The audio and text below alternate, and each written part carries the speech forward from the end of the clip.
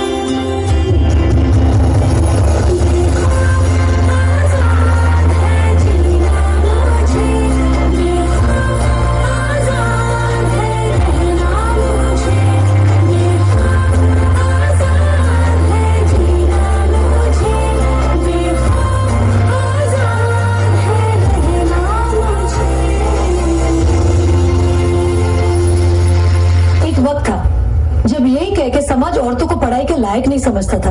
आज भी ज्यादातर लोग यही समझते हैं। और बाय द वे, आप किस बराबरी की बात कर रहे हैं सर? आपको क्या लगता है कि कुछ औरतों ने लिख पढ़ क्या लिया, उनकी और मर्दों की जिंदगी एक बराबर है? क्या जानते क्या है आप एक औरत होने के बारे में? हर कदम पे ऐसे सवाल पड़ते हैं जो एक आदमी कभी सोच भी नहीं सकता। पल्लू ज्यादा नीचे तो नहीं आ गया? लोग कैरेक्टर पे सवाल करेंगे। ज्यादा हंस तो नहीं रही? लोग गलत मतलब निकाल लेंगे। ऑफिस में काम कम तो नहीं कर रही? लोग औरतों की बस की बात नहीं है ये कह के प्रमोशन रुकवा देंगे। काम से घर जाके सबके लिए खाना बनाना पड़ेगा, क्योंकि भले घर में काम दोनों करें, खाना तो सिर्फ औरत ही बनाएगी।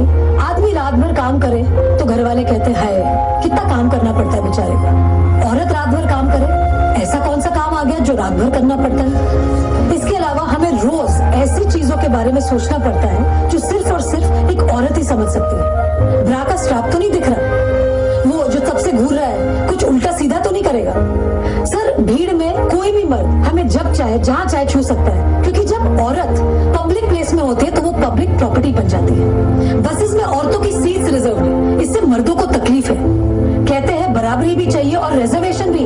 अरे जब हर महीने आपके बदन से पानी की तरह खून बहेगा, सर फटेगा और पैर फूल जाएंगे ना, तब हम औरत मर्द की बराबरी की बात करेंगे। इसलिए कृपा करके औरतों को क्या करना चाहिए और क्या नहीं, इस पे अपनी एनर्जी बर्बाद ना करके औरतें क्या चाहती है उन्हें वो करने का मौका तो मिलता रहे, इसके बारे में हमें सोचना चाहिए। बराबरी तो बहुत दूर की बात है सर, फिलहाल हिस्सेदारी मिल जाए ना, वो ही बहुत है।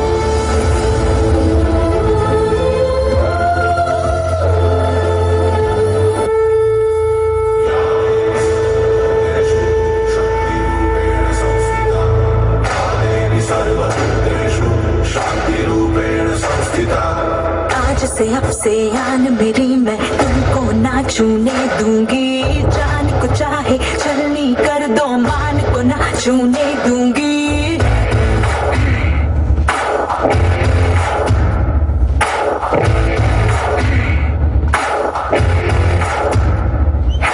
आज से अब से आन मेरी, मैं तुमको ना छूने दूंगी। जान को चाहे छलनी कर दो, मान को ना छूने दूंगी।